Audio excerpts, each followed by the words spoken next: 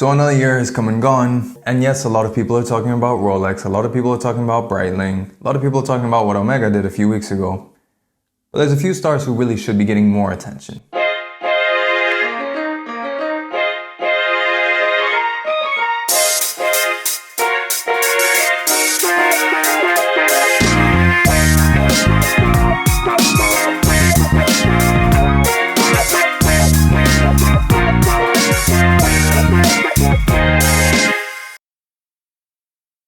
Hi everyone and welcome to Saluso, and today I'm talking about the watches from Watches and Wonders that in my view actually deserve a lot more attention than some of the bigger brands and that actually came up with things that were quite interesting. So starting out with the first one, we have the JLC Polaris Perpetual calendar.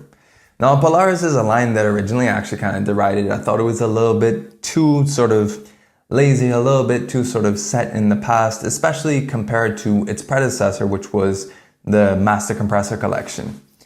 That being said though, I really like how they've evolved it, as they've added the complications, when they add the gradient dial with the Polaris Mariner, and now with this Polaris Perpetual calendar, I think it's a much more complete line, I think it's a much more interesting line, and the Perpetual calendar in a watch like this, I just love this concept of watches that are, sports watches but still have a high complication. This could literally be your only watch. And $32,000, you'd certainly hope it is.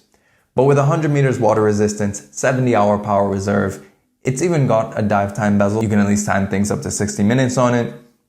You never have to change the date. And if you do, thanks to the IWC originated system, all you have to do is use the pusher adjuster on the case and that changes everything in sync. So even if it does run out, getting it back up to date is extremely easy. But overall, I think this is a great addition for JLC. At 42 millimeters, it's not too big for everyone. It's not even too thick. It's less than 13 millimeters thick, despite having a perpetual calendar, 100-meter water resistance, display case back. And just for good measure, they've added quick release straps. So overall, I think a great addition from JLC, and I really hope that this is a popular model for them, and it allows them to keep exploring their notion of making really high quality, high complication sports watches, because that's a category that I think is very much underserved and I'd love to see more of it in the future. Next, we have Patek Philippe with a release that isn't the Nautilus and one that I really like.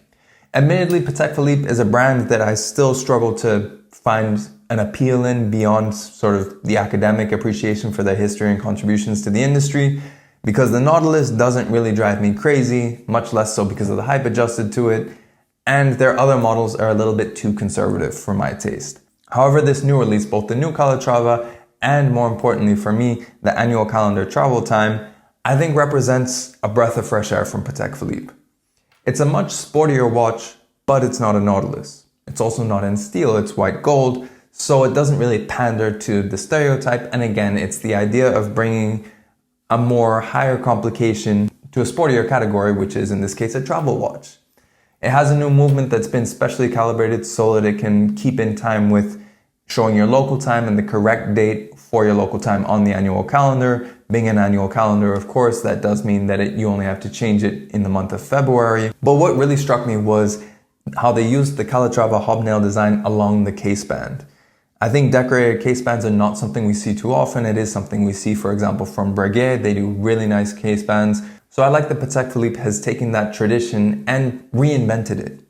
Also, they have this nice granular dial, which admittedly does remind me of the Porsche Carrera, Tag Heuer Carrera collaboration, but still, it looks great. I think overall, this is a great addition to the Patek Philippe lineup. It's something that I think has a bit of a broader appeal than their dress watches. It's a bit more casual, but it doesn't sacrifice, in my view at least, what Patek stands for, which is still proper complications, beautiful decoration, and attention to detail at the end of the day. And then last but not least, continuing with this theme of, I guess, reinventing something in the same way that Patek Philippe reinvented the Calatrava, Parmigiani Fleurier yet again has impressed with a very interesting take on the GMT. Of course, we're used to collar GMTs, we're used to true GMTs, we're used to travel times like with the Patek, but Parmigiani has actually come up with a very interesting take on the GMT complication as well as on the Rattrapante complication, or what's normally associated with split seconds on a chronograph.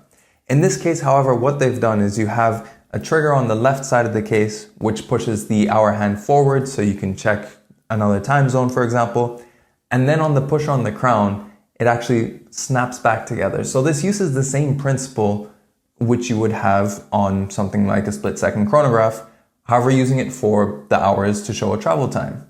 What this does is not only does it provide a unique spin on what is a very tried and true complication, which is the GMT or the second time zone, but it means that you can easily check the time on the go without having to set your watch to it. And most importantly, it means they can keep that nice clean aesthetic that Parmigiani has been going for the last few years.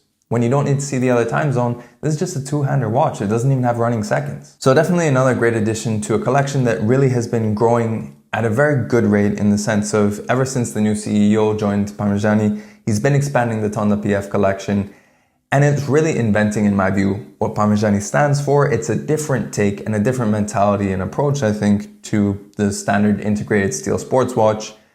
They're bringing a lot new to the table without really copying very much. And I love that sort of approach from all of these. I like the idea that in the case of the Parmigiani and the Patek, they're reinventing either themselves or their takes on regular complications. And in the case of the JLC, they're really introducing something new into a segment that's largely underserved, which is the case of highly complicated sports watches. So much more than the releases from Rolex, Tudor, even to a degree Breitling and Omega. These, I think, deserve much more attention because they're actually the ones doing something properly new with their collections versus some of these others which are just essentially evolving existing things or changing colorways. But let me know in the comments below, what do you think of these new releases? What are your favorite releases from Watches and Wonders? And what would you like to see in the rest of the year, bearing in mind that now we're not just bound to Watches and Wonders for seeing new releases? I'd love to see you guys' thoughts and opinions in the comments below. And of course, if you like this video, make sure you like it and share it. If you want to see more pictures and infographics of watches as seen throughout this and all my other videos, then make sure you follow me on Instagram at Shaluso. If you want to see more videos of watches, then make sure you subscribe to the channel and hit that notification bell as well so you know when the next video comes out. In any case, thanks for watching this video, and we'll catch you on the next one.